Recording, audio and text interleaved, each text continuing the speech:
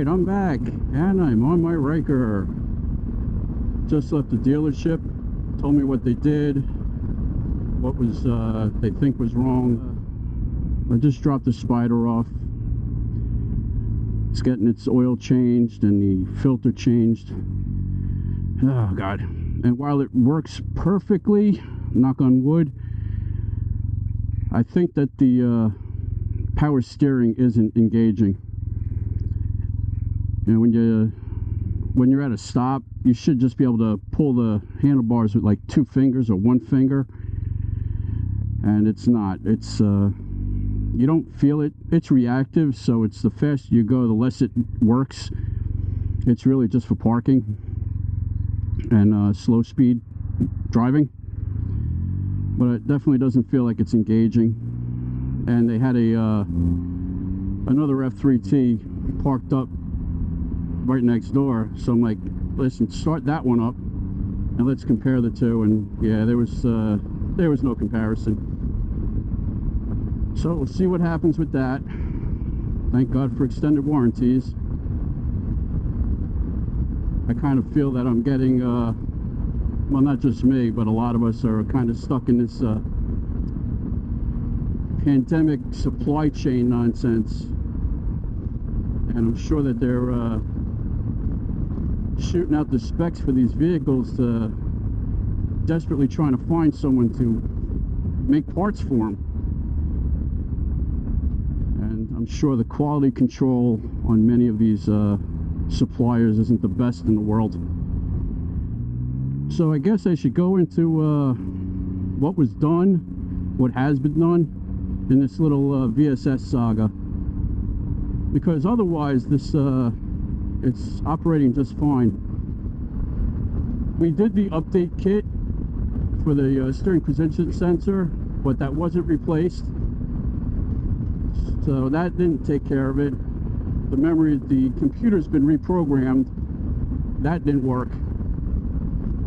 So last time I brought it in, they were in touch with Can Am, and they came to the conclusion that the stability control computer needs to be replaced, and that's what they did. So there we stand. It's, you know, so it's got a new computer over here on this side, I believe it is, and hopefully that takes care of the problem.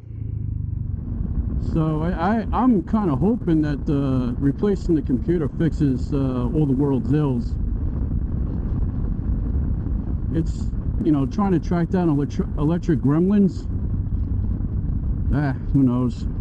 I also had them do the not the update kit, the recall for the wiring in the fenders, which I already did, but I told them, say, like, just don't undo what I did, just work around it. So that work was done. Luckily everything was covered under the extended warranty, because this is pushing a $2,000 repair at this point. I mean, $2,000 is a lot of money. I'm glad to have it back. I miss it. Of course, now I have to get used to it, since I haven't ridden it in like a month and a half. And that's not their fault. I was not rushing them to get it fixed. You know, that's why you saw me on the Spyder most of the time. It's funny, I was talking to the manager over the shop, who was taking us for a ride, and it's funny what they say about coming from 2 wheels onto 3 wheels like these. You know, other than trying to grip the imaginary brake that's not there, you have to lean. The bike rides flat, you have to lean. And obviously anyone that's got one of these, you'll figure it out, you know, but you do have to experiment. Don't try to ride this thing just by sitting straight up through the curves. It just doesn't work that way. Unlike a 2-wheel motorcycle, it stays flat, you lean. You would think that Can Am would come out with a video or video series on how to ride these things. You know, it's like, hey, you just bought your Ryker or your Spyder. Here's what you need to do. Here's how you ride it. I know that there's a section in the owner's manual, which you should read, by the way, but most people don't read it, and a video would work a lot better. I did learn from last time. I did readjust the brake pedal, so it's up higher. But it always amazes me when I go from the F3 to the Ryker what a big difference there is. Familiar yet different. I don't mind not having to shift gears or any of that stuff.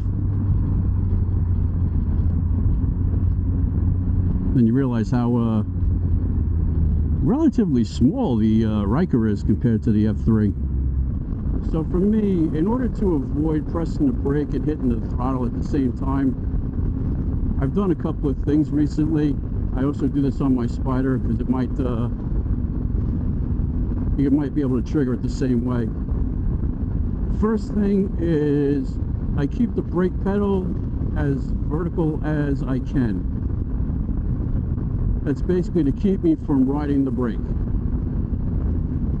The second thing I do is when I come off the brake and I put my foot down on the pegs, I flex my ankle to, let's just say, imitate pressing the brake pedal, so I know I'm not doing it. That makes sense? You know, so my right foot is going like this to make sure that I'm not hitting the pedal. I also had them, you know, I reminded them to check the actual brake pedal itself and make sure it's free and it's the return springs working and all that junk. So that's where I stand. I don't I have high hopes. So what I'm trying to do is eliminate me from the malfunction equation. You know, maybe you guys, if you keep having these reoccurrent VSS failures, maybe that's something you should look into. But to each his own. Can't tell you it works or not, but I think that's one of those things that time will tell. Yeah, so I have a feeling that the Spyder is going to be in there for a little while. If memory serves me, that you know, hopefully it's nothing like a hopefully it is something stupid like a blown fuse or some crap like that. But if that part needs to be replaced, I think it's buried down in there. I'll have to check that when I get home. And hopefully it's one of those things that's covered, because I know it's expensive. Like I said, just trying to get used to this ride again. It's been a while. I mean, the repairs weren't exactly that complex that they need that much explanation. They swapped the computer. There you go. You know, maybe at some point I'll go into a more dedicated video on Can Am reliability. Let's just say that should be interesting.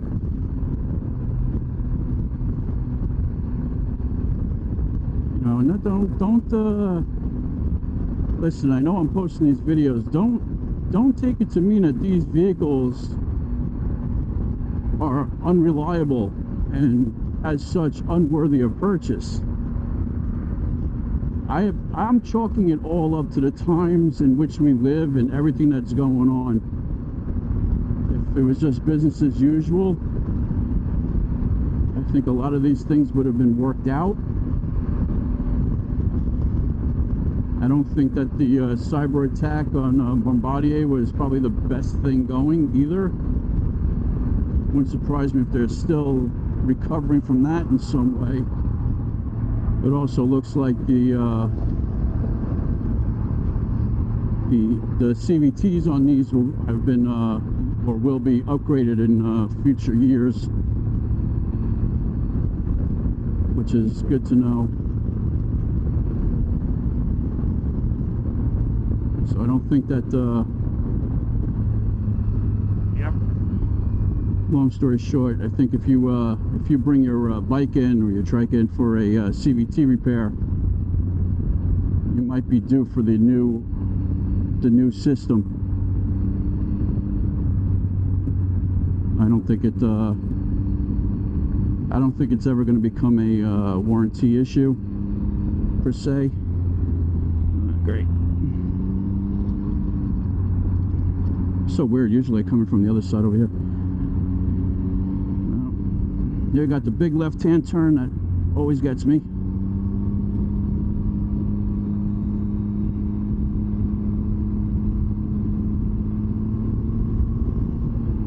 No shimmy. I said that last time too, didn't I? Of course, the other spot for VSS checks is on the other side of the bridge. When we get to that, we'll get to it. I hate this road. I really hate this road. Not like taking speed bumps at 40-something miles an hour. And I think it's even worse in the summer when the heat expands the tarmac over here. Those bumps, I think, get bigger. But whatever. I lost my complete train of thought. I will say this. Recently on the Facebook groups, and not for nothing, it might be the change in the seasons, but not everyone lives where it snows. So you can take that into account maybe, but I haven't seen a lot of posts or videos on VSS faults recently. Obviously over the summer, I guess a lot of people bought these or whatever. I could speculate all I want as to why, but there was a big uptick in VSS fault complaints and discussions in the various Spyder Ryker groups. And even videos. No one's posting VSS videos except for me, I think.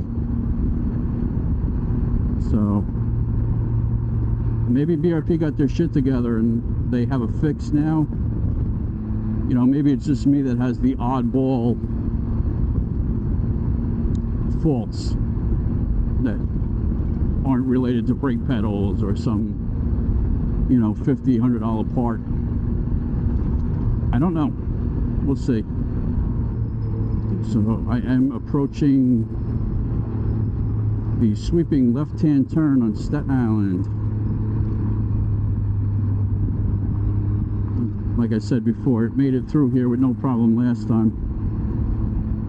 And quite frankly, if it fucks up again, I don't know, I can't even definitively tell you what I'm going to do. You know, do I simp and stay with the thing? I don't know. Alright, let's try to accelerate through this turn a little bit. Avoiding the potholes. I know my foot's not on the brake.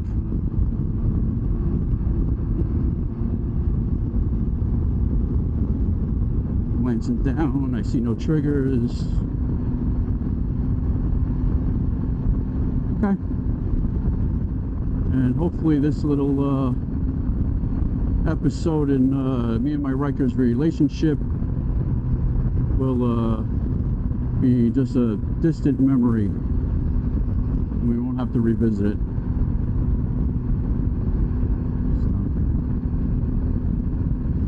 Alright guys, so you ride safe, alright, stay warm, and I will see you on the next video. Bye.